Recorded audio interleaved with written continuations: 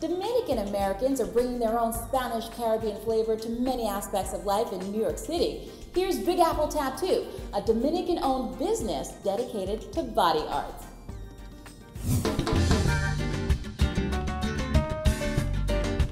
My name is Amaury Sanchez, aka Pinhead. I am 100% Dominican, mom and dad.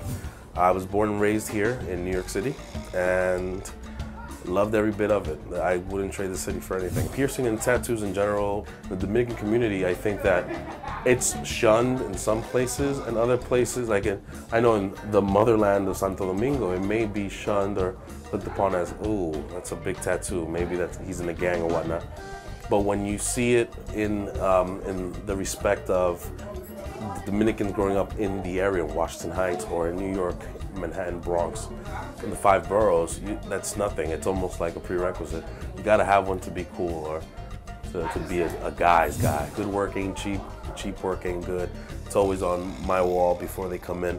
And I want them to really remember that when they cut corners. Like when you have a place that's body piercing for $10, you have to say, my God, if they buy Bounty, they buy gloves, needle, jewelry, their time, how is that worth $10? Like, where are they cutting corners? As a consumer, I want people to start educating themselves and saying, how much is my body worth? What's really important to us is that the medical field, the dental field, those fields see us as almost equals or as equals. We did choose to call it Big Apple Tattoo. We wanted not to forget 9/11, we wanted not to forget that our towers are gone. It's fresh in our minds every time we take a bridge and we see the skyline has changed forever.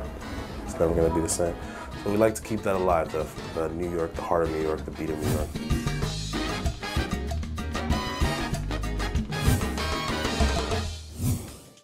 Big Apple Tattoo started in Miami back in 2003 and eventually moved to New York City.